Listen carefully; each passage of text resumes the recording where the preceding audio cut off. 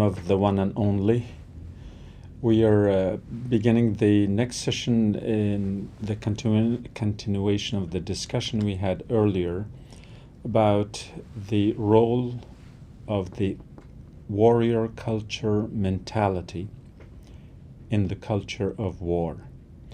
We talked about the militarization of nations, of various countries and parties and oppositions, and the police force that we said was also an element in the militarization. I give you an example that in other countries the police are not as militarized as American police.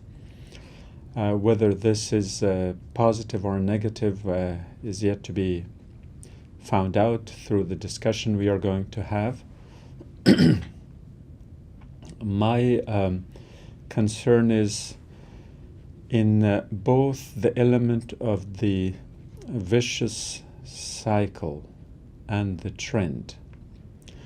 And the trend is such that there is a progressively, I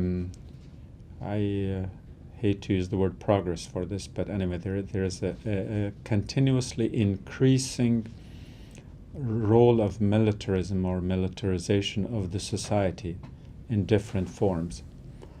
And the thing that has affected us, our lives recently, is as follows. That with the launching of the war in Iraq, we are talking about the post-Cold War, when actually the war became warm and hot and pretty destructive. And the targets have been primarily Muslim societies and by armies of the West that sometimes is identified as the Second Crusades, whether intentional or otherwise. But there are elements of this cultural clash in this. But to look at it outside of the international dimensions of the conflict, just to look within the American society, for example. At the start of the war, there were problems with the recruits.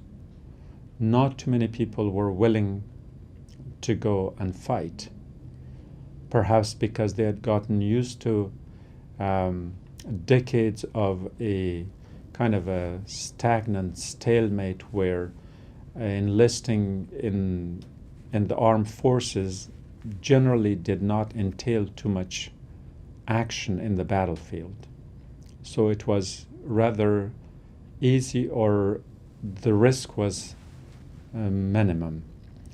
But now that the United States was engaged in real war, not only was there an increasingly higher level of a chance for a recruit to be sent to the battlefield, but in reality they were primarily recruited for that purpose from the start. And that's why many people held back, perhaps because they were opposed to war in principle, but for others because they didn't want to take the risk, and for others because it wasn't really rewarding. And so when they went to the schools, especially in high schools, they found there were a lot of people who the military would not have otherwise recruited because the potential recruitees, if that's a word, were not qualified in terms of their educational background, in terms of discipline, sense of responsibility, and so on. But then if they couldn't recruit from the high school, where could they go? And so because there was the shortage, they lowered the criteria. Whatever the criteria would have been, I don't have the details of it, but I have read the articles indicating that they lowered the criteria for selection. In other words, they lowered the standard. In other words, they lowered the quality. Whether this quality for a person to be recruited had to be shown in the person's character, education, worldview, a sense of social responsibility, a sense of political commitment, etc., whatever that was. So they hired people with lower standards. Then they were taken to the battlefields in Iraq and Afghanistan and elsewhere. And when their tour of duty was done and they returned, unlike what was promised, they were left dangling without finding adequate opportunities for a job, and many of them had problems with the Department of Veteran Affairs in terms of the services that would have been provided. Many of them had gone through PTSD, the post-traumatic syndrome in the battlefield. They had seen harsh realities. They were in need of therapy. They were in need of emotional support. They were in need of some kind of a social net or network to fall back on. And in many cases, these were not there. So not only the rate of suicide among them increased, which I think now stands at 22 per day. In other words, we are losing more American soldiers here at home, battling with depressions and other emotional problems, than we lost in Iraq and Afghanistan. And those are the promises the government didn't deliver. But my purpose here today is not to discuss the inefficiencies of the military service, but rather that what happened to the people who came back. They were sent out to a foreign culture, to a foreign environment, where they experienced the trauma of people who were brutalized, who were systematically terrorized. Although, of course, that term was never used because it's reserved for the response to our terrorism. And we humans are humans.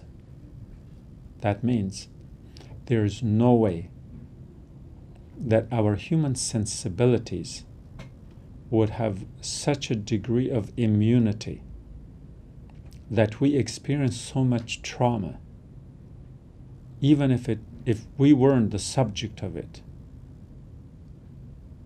If the victims were others, I'm sure there was enough humanity in every person in uniform who would have empathized and sympathized and have felt like, what if I had been the victim of that trauma?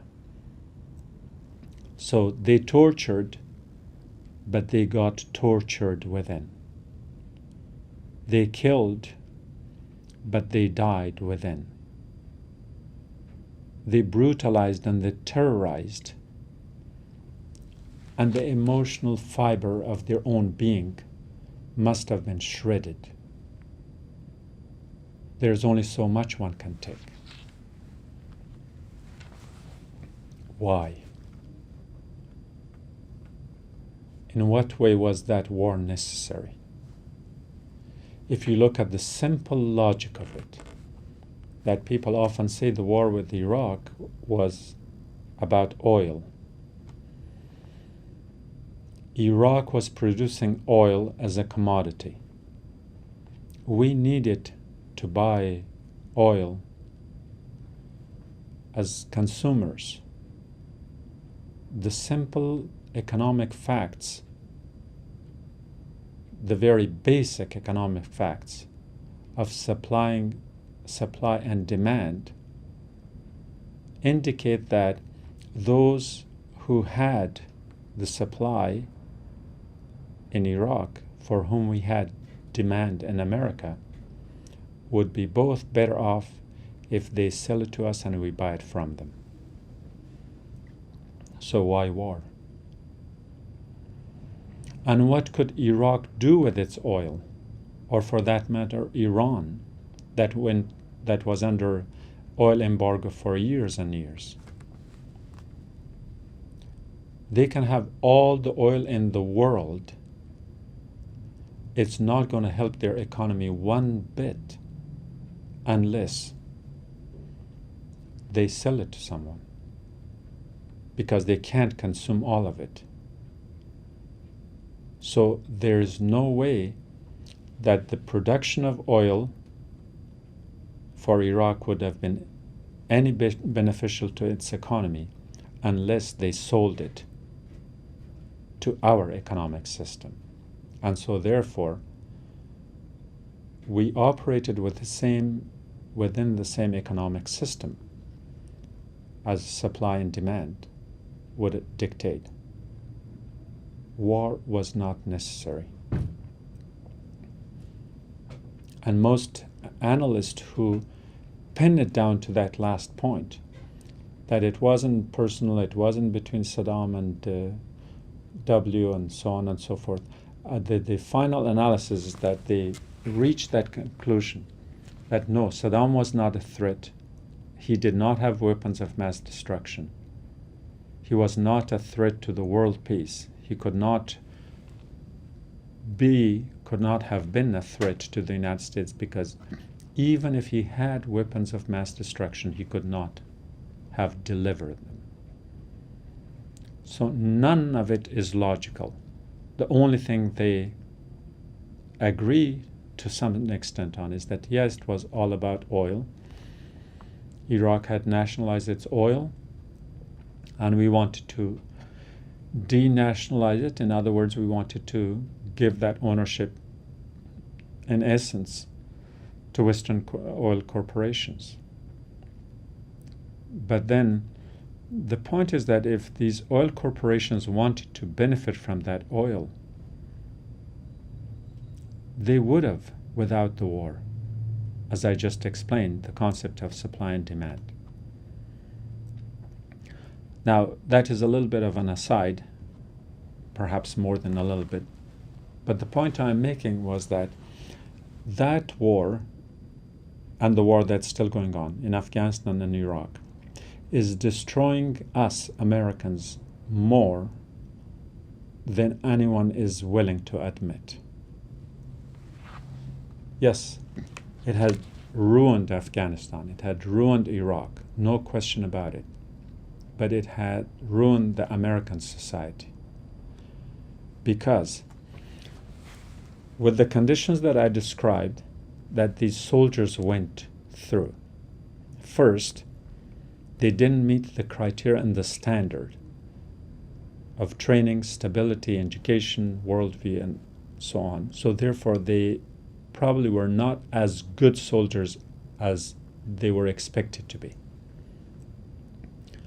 Because in the context of supply and demand, there wasn't much of a supply for recruits. Not many people were going to war.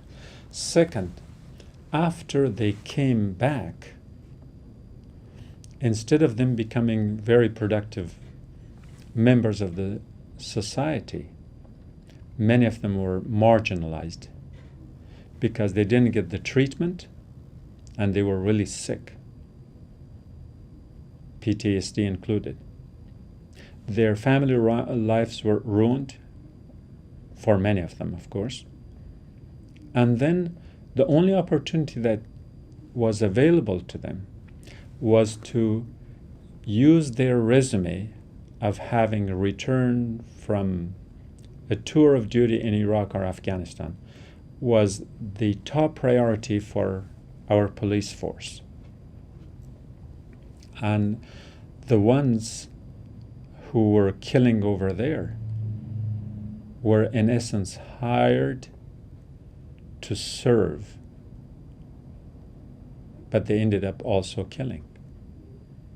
And the increase in the police brutality can be traced only to that one factor, although it's not logical to pin down the causality element into only one thing. I'm sure there are other elements too.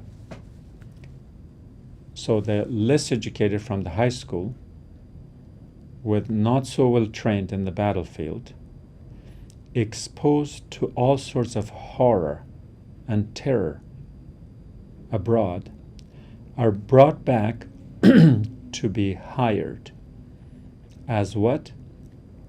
Police officers, that we sometimes called peace officer.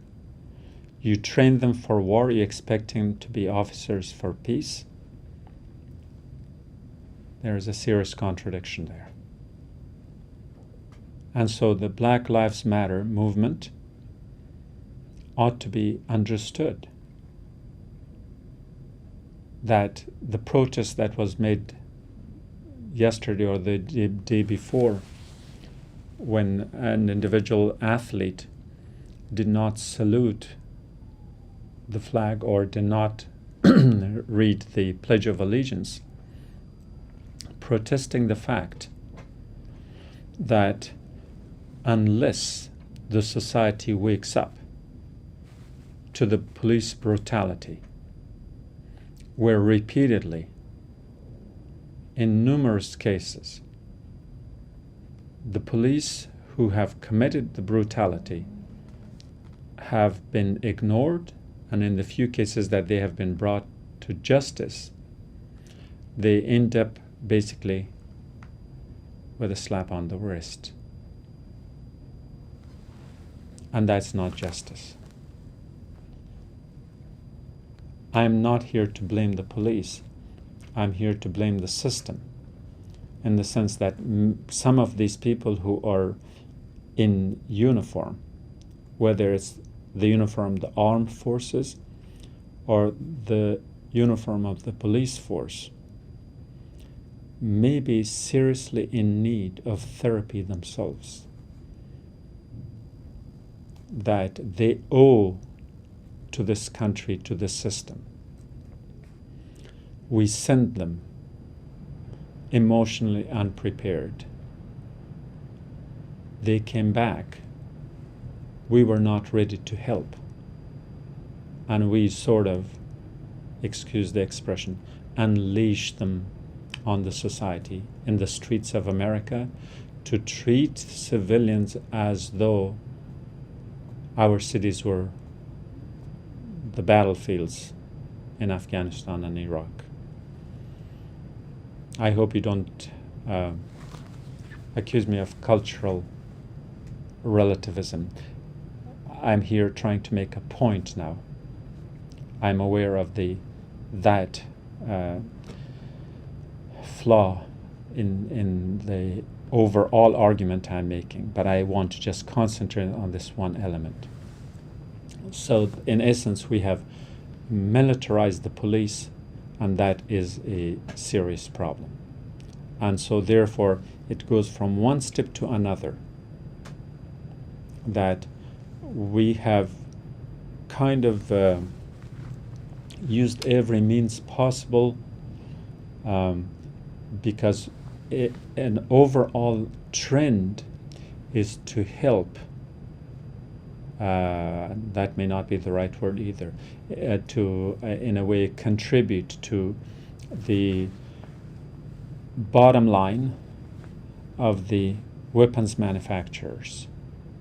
Remember, the argument we made was there is an inherent a convergence of interest between the military and the military industry in the military-industrial complex, that the weapons that are made must be used, and if they are not used, the weapon manufacturers lose. So if weapons are the only thing we produce, we must have wars where they can be used. And it is not surprising that we are involved in so many wars. And in a way, it was a blessing during the Cold War that because the world was bipolar, and I don't mean psychologically, although that might also have been the case, but the bipolar world between the capitalist and communist systems at the time created an equilibrium where many of the poor countries of the world, when threatened, sought refuge with the other. If they were threatened by the West, they went with the East, and if they were threatened by the East, they went with the West. In other words, there was somewhere, somehow, someone who provided a kind of a safety net, a kind of refuge, a kind of protection in the global conflicts. With the communism, with the demise of communism, the world has become unipolar. There is one real superpower, and that is the United States. And you better play its game, or God save you. And that's why most of these wars that are occurring now, they are initiated by the United States. Forget the pretexts for starting a war. But in reality, we have declared wars in the form of economic embargoes. That's an act of war. We have deprived peoples, nations, children, the elderly and the young from the food and medication and things they should have been receiving. But they didn't, because we didn't like their government. We didn't like their governments because their governments took their own people's interests at heart and not the American interests. Right now, every government in the Middle East that stays in power, it's because they have to betray their own people. They have to prioritize the American interests over their own national interests. Whether it's in the amount of oil they produce, the quotas they have, whether in terms of the currency they want to use for exchange, whether they give their own people the right to freedom, democracy, elections. And it's because of that our best allies are the dictators. Dictators, by definition, are those who stand against the interest of the people. In other words, the dictators deny the people their legitimate rights, and we support them. And when you go back to historical records, at least in the last 70, 80 years, every time there was a democratic government or an effort to create a democratic government, or an effort to achieve democracy through revolutions, evolutions, or elections, those are all governments that fell prey to our wrath.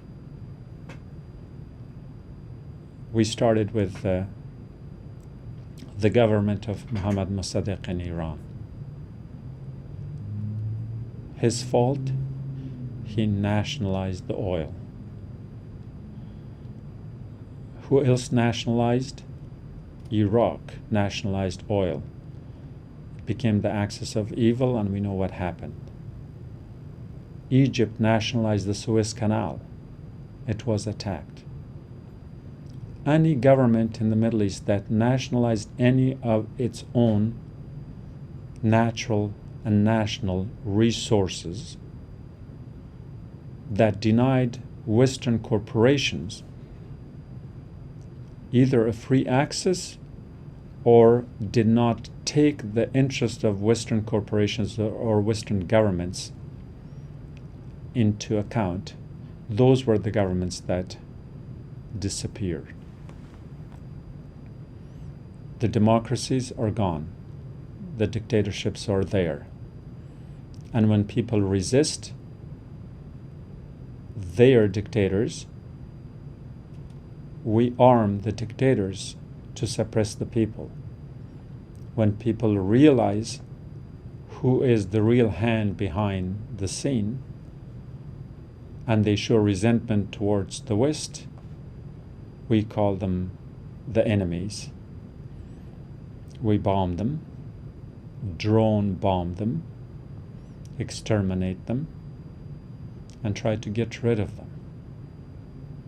And in full frustration, they act as frustrated people. When you're frustrated and you're making a decision, it's rarely a wise decision. And when you're frustrated and you make a resolution, it's rarely a moderate one. It's often an extreme one. So treat them extremely, they will respond extremely. So it's our extremism that creates their extremism. When they chop off heads, we see them. When we chop off heads, and yes, that includes heads of states, nobody sees them. The brutality is worse on our part because we have more capacity to inflict that brutality on them, because we have more power. With these premises, it's almost impossible to think why we have no peace in the world. We don't have peace because peace is nobody's priority. Peace is a second option. When we define war as the failure of diplomacy, then that's what it is. So when we resort to war, we don't aim for peace. We only want to make sure that there is, in reality, an extended hiatus or a break or an intermission. So our peace times are extended breaks from two wars. One that had been fought, the other one for which we prepare. So, peace is not only not a priority, but it does not exist so long as the beginning and the end of it is two wars that are separated by an extended intermission. And that, of course, is if we are lucky, for those of us who live here in the West. But in places like Afghanistan, that is a state of perpetual war. Parties change, but conflict remains. Weapons pour in from the east, and weapons pour in from the west. Killing goes on by night, killing goes on by day.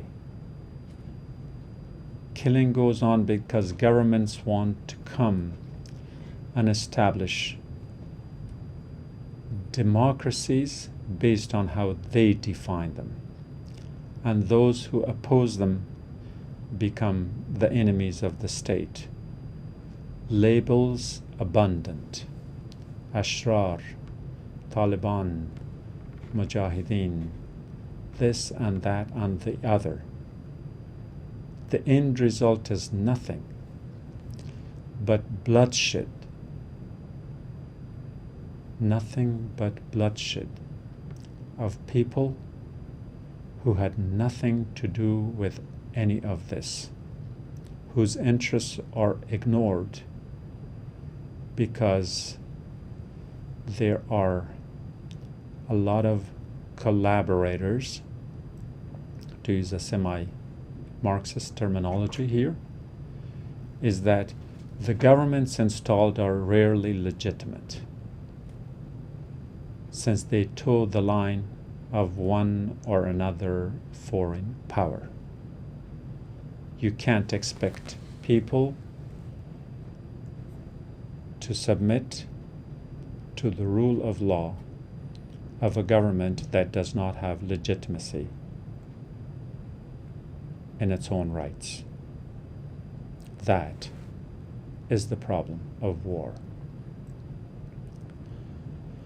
Peace is still a dream. I don't know when will humanity have the consciousness to realize and understand that we have not become a civil society. We don't deserve the title unless, at least in the current format, there is a peace department in every country in the world instead of a war or defense department. Unless there are peace institutions built within each country's system of government, so we can change the mindset of people from a warrior culture to a culture of peace, where we can understand that yes, we can buy and sell and trade, we can exchange, we can travel and traverse boundaries, and we can have a world without banners and without borders, so that it could be understood that our basic tenets is that we are one human family, and any distinction below that line, if insisted upon, could have fatal flaws. And what's happening in the world today is just that, is that fatal flaw that takes the lives of hundreds every day and sends thousands as refugees within their countries and millions abroad. And we do not understand it other than perhaps a blimp of sympathy within a few seconds of seeing perhaps an image of horror, like the little child that appeared on the blimp of the humanity's radar last week when he was taken to an ambulance in Syria. Do we know where he is? Do we care where he is? Are we doing anything about him? Apparently not. Yours truly included. So that I could at least disclaim the hypocrisy of it. but I'll go to the preaching and the teaching of it, at least so I can raise some consciousness, and this is one such episode. I hope I have succeeded to connect with you.